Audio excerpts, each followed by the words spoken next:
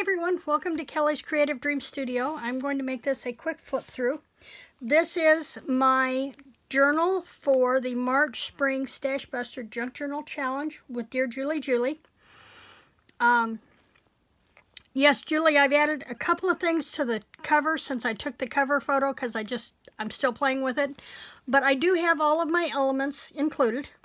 We were to use our oldest tool. I decided to go with my sewing machine, although this is technically not this particular machine's not my oldest. I have been using a sewing machine since I was 9. My newest tool, probably my Vagabond, and I think I've used it in here, but I can't remember for sure. Oh yes, to do some of the embossing. We were to stamp, stencils, embossing folder, lace, the longest time in our stash, and I will talk about that in a minute. Washi tape, the oldest washi tape we've had. Stickers, fabric, both of those the oldest. And a book, calendar, and our magazine pages. Then there were 4 extra items that we could include: playing cards or game cards, project life cards, postage stamps, and a sewing pattern. We were to use a paper pad or paper collection, and I have chosen Sweet Stitches, which was from Stampin' Up! All Occasions catalog in 2011, I think. I've talked about that before. And then she added a bonus challenge with separate bonus prizes, and that was the 6x6 paper pad from Prima that I did, and I will leave the link to that video down below. Have fun creating. We could use 2 pairs of scissors, 1 paper cutter, a sewing machine, an iron, a ruler, a writing pen, 2 punches, 1 stapler, paint, paint brushes, stamp pads, distressing sponges or tools, staples, and any glue. Plus we could use our choice of elements, and I used, one of them was my pokey tool and my binding collection, and then my charms from my scissors collection. So I started this morning here. I got my tassel made this morning, and I've added these charms along with very fluffy items that all coordinate with the colors in the journal. I put an eyelet in the top, and I chose to attach this with a safety pin since it is a sewing journal. I've added this scissors charm here, and then when I'm done manhandling this and I can let it sit to glue, this is from the Sweet Stitches paper pad, and I'm going to glue this right across the bottom for a little extra hardware on the cover. Okay, this was some of my rose trim from my drawer.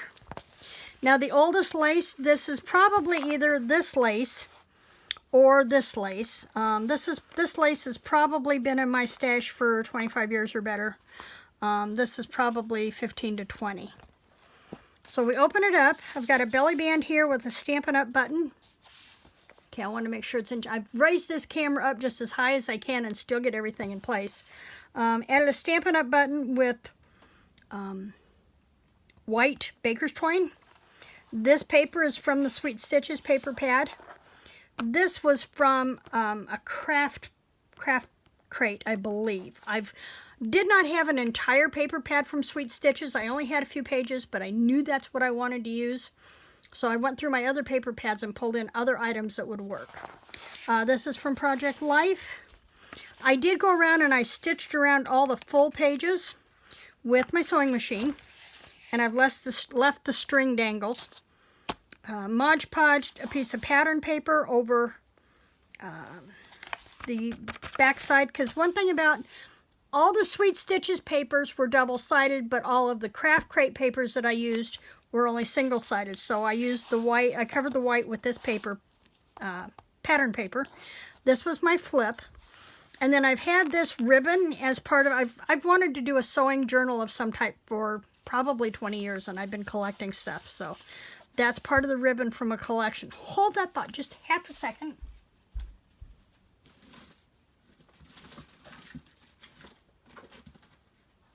Of course, I thought I had one of those handy.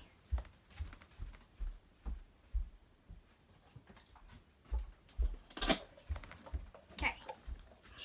When I started collecting, I found these from Darling Divas. They were in the dollar bin back when the tower bins in Michael's were $1. I've had these since 2013. And I've got two others in different colors. One is this blue and another one in a reddish pink. That were the ones I thought were laying here handy. Okay, this is another one of the craft crate papers. My stamping pin cushion, and this is a fold out. Children's newspaper or writing tablet paper, and this is a washi tape. This is from the Sweet Stitches, and this is some more of that lace like it's on the cover. I added stamps to a guest check and created a tuck spot with one of the cutouts from Sweet Stitches. I love the paper. This is craft crate. I turned this one into a side tuck, and this is my embossed item. I had this button folder from Stampin' Up. This is some of the fan lace. My magazine was a Hancock's fabric catalog, and I just created a little pocket there to put something in. A side tuck with some lace or sketch trim, and that goes there. I added a pink doily from Stampin' Up. Now this one I used as a half tuck, and I stamped cute as a button. Another doily from Stampin' Up, and a pink button with the white baker's twine. I have a fold down for a note spot, pink doily lace, and then this is an envelope that I made from part of the craft crate paper, and there's my playing card with another partial cutout from the Sweet Stitches, and that is Bonnie K. Hamilton playing card for quilters.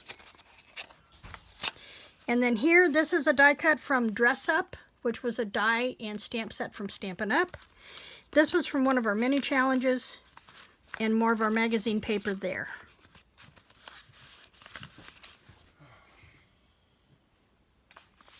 Okay, I added in the ledger paper, and so this is my part of my center signature, and then this is a pattern and this directions page, and I folded it in half and I created pockets.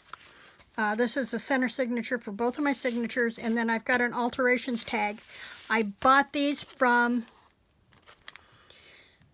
Choose Silver Oranges, Jessica Rapp, here on YouTube, and ordered those through her. And then another one of my stamped images, another fold out. And I found that I like leaving the strings from the sewing on the edges. Not sure if those are showing, but I can't get all of it in here. There's the rest of my bed. I've got this on the back because I've got to get that button glue stick there, but I've made a tag with that, and it sticks into this pocket that folds up on this piece of notepad. Another flip out, more of the strings. I'm going to trim some on back a little bit, but I really like that roughed edge there. More flips and sewing. More of the vintage lace, and I'm going to go back as I continue to add stuff to this journal, and I'm going to go back and cover up my staples, but right now because I could not decide what I wanted to do for this challenge. I changed my mind, and as you'll see in videos in my list, that I changed my mind 3 or 4 different times about what I was doing. And it wasn't until the 29th that I finally settled on what I needed to do, and the light bulb went on, and of course this was due on the 31st. So I started this the morning of the 31st, moderated 2 chats for Dearjuliejulie, and put my final required elements in this journal, and got the cover uploaded at 10 minutes after 10 on the night of the 31st. So now I just need to get everything else loaded up for Julie. We were to do embossing. I did stenciling, and I did this with Tattered Angels. That one is Spring Sunset on a pink envelope, and it will flip out and give me another pocket there. And then there's the rest of that signature. Then we start into the next one. I'm going to have to go back and pull that out. There we go. That was easy enough. More flip outs. This one I started to use my scoreboard or my cutting blade instead of my scoring blade, so I just went back through and just stitched over top of that to pull that tear together. I will put something on there, I think, to help finish that. More of the craft crate. Another fold down. This was another one from one of the mini challenges. We had to use a map, and I chose Paducah because Paducah has the quilting museum. And then this one I flipped up, and my playing card is in there. I love the designs on some of those face cards on those playing cards. Another my embossed folder. I could have done that in another color, but I just pulled out what I had. This is another Project Life card, and this side shows suggested placement for putting this card in a 12 by 12 layout. I will probably go back and glue lined paper over that. And I notice I've got a tear there too I might want to fix. More of that Sweet Stitches paper. More stamping. My other alterations tag. I used the magazine paper here to add onto this, and it lets me create a flip out there.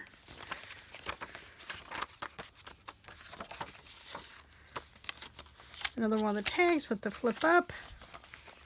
I just thought this paper from Sweet Stitches, which is, oh, that one's from Craft. That one's from, Oh Darling is from Craft Paper. That was that one.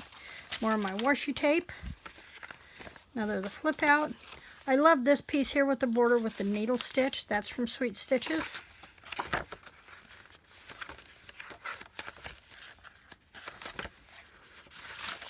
Craft Crate. My other, there's that pink ribbon on my oldest fabric from my fabric stash downstairs. I used to, whenever Joann's would have their fabric sales, they'd have like their doorbusters, or where you got in at like 6 a.m. in the morning and there were special sales that went on for that first 2 hours of the morning. I would go in and I would pick out all the fabrics that I liked in a collection, and I'd only buy 1/8 of a yard of everything, so I had a sampling of all kinds of fabrics to work with. I still have a selection of fabrics to work with. Another one of the dress-ups. And then this was supposed to be a window envelope, and I put another map, part of the map of Paducah in that window. And then in the back, I did another belly band, and then this one is where I'll put the date and information for this journal on there. This journal I am not going to put into my shop because I really, really like this journal, and it's one I've been wanting to do. Now, I do have some other things I'm going to be adding to this.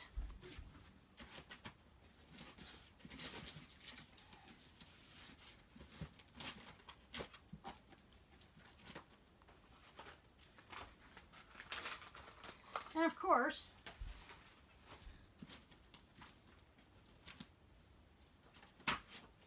that one has vanished. Oh, there it is. One of the other things that we had with this paper collection that's not in that envelope now. Oh, there it is. They are rub-ons that were also part of that Sweet Stitches collection. And I had not bought these when the collection was out. I bought the paper and I bought the fabric.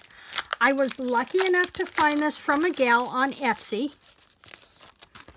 And there's all these different rub-ons that coordinate with the collection that I'm going to be able to add to the journaling cards and flip-outs and whatnot, tags in this album. So those still have to be added. I just focused on getting the required elements in there. Thank you, Julie, for your patience and letting me get that done. And so that's my journal for March. Now, April is coming. She's put the video up, and I'm going to link that down below. Even if you are watching this video and there are only 3 days left to do a journal, let me tell you, you can go through, and if you really want to have some fun and you want to focus, you can at least get the requirements for a journal done in as little as a couple of days. I did this one in 1 day. Now, I had been pulling items together for several months. Since last fall, I started filling an iris case full of stuff that I wanted to include in a sewing journal. I knew I wanted to do a sewing journal. So I had some of the things collected that I wanted to use, but nothing had been started until about 8 o'clock the morning of the 31st, which was what, Tuesday? Yeah. So, and then I got all the requirements in, plus I moderated 2 chats that day and managed to lose a couple of hands of cards to my husband. All in a day's work, but I made time to play, and I had a blast putting this together. So I encourage you to come join us for the April ABC challenge, A2Z challenge. And the one thing that Julie is doing is you should be able to make the journals from everything that you have at home, from your stash. If you've been a paper crafter, you've got tons of stuff. If you get junk mail, if you get magazines, you should be able to put this journal together in the month of April, because she is focusing on a no buy through July challenge. Since so many of us are sequestered into our homes and can't go out shopping and stores are closed, and she wants this to be a no buy challenge.